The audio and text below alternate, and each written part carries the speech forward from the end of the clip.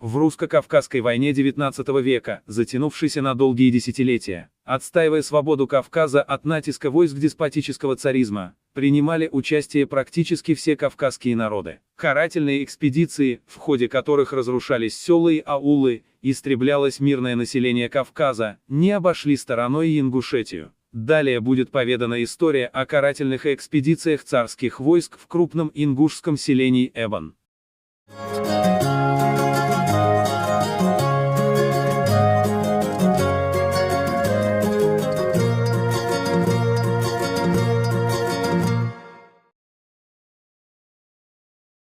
За селением Джейрах Республики Ингушетия, на правой стороне ущелья видны над крутым обрывом, заросшие бурьяном, остатки и развалины, обильно разрушенного практически до основания, башенного и замкового комплекса Эбан. Некогда в этом ауле возвышались 4 боевых и несколько жилых башен. Селение было разрушено в 1830 году отрядом царской армии под командованием генерала Абхазова, пытаясь привести в покорность непокорных жителей села. Ингуши и банхоевцы оказали упорное сопротивление царским войскам, но из-за значительного превосходства сил противника эбанхоевским ингушам не удалось полностью отбить атаку врага. Ингуши понесли колоссальные потери и практически все население села Эбан было истреблено. Вот как это было.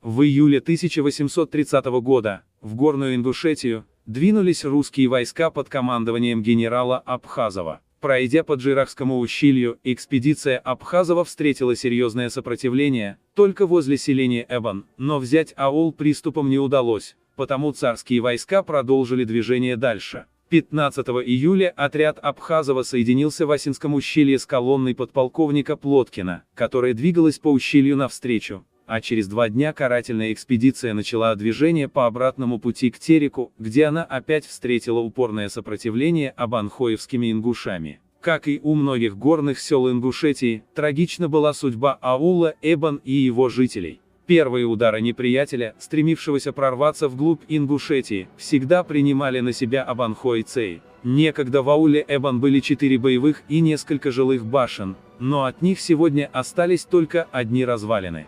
Последний решающий удар по аулу Эбан нанес отряд русских войск под командованием генерал-майора Абхазова.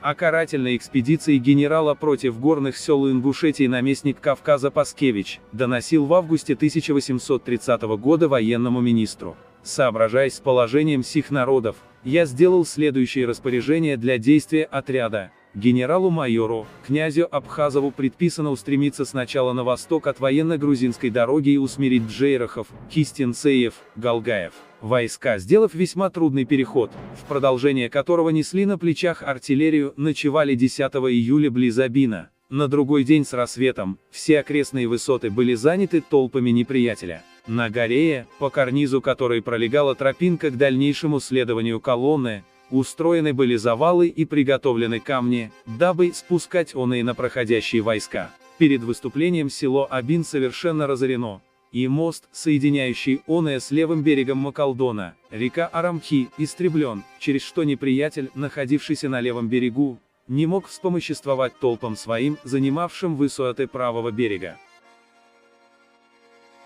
15 июля 1830 года, отряд генерал-майора Абхазова соединился в Таргимской котловине с колонной подполковника Плоткина, которая двигалась по Асинскому ущелью, а 17 июля карательная экспедиция начала движение в обратный путь к Тереку. Абанхоевские ингуши опять встретили карателей и оказали им упорное сопротивление. В донесении наместника Кавказа военному министру России говорится об этом так.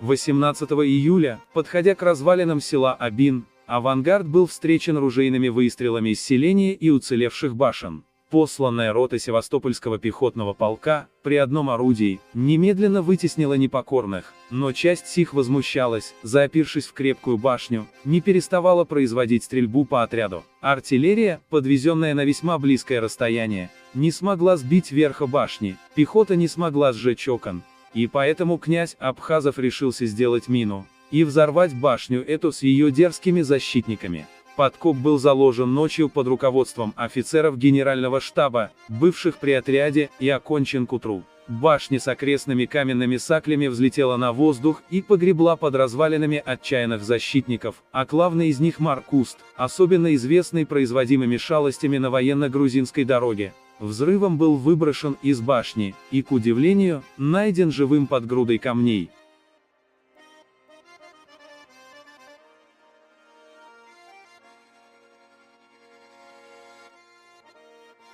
В результате этой карательной экспедиции были разорены многие ингушские аулы, особенно пострадало селение Эбан, непокорные жители которого оказали дерзкое сопротивление царским войскам. Но, к сожалению, из-за настойчивого отказа жителей покориться, село было практически сравнято с землей, значительно превосходящей по численности и вооружению русской армией. Да и то, для русских солдат, взять ингушский аул под свой контроль оказалось чересчур затруднительной задачей.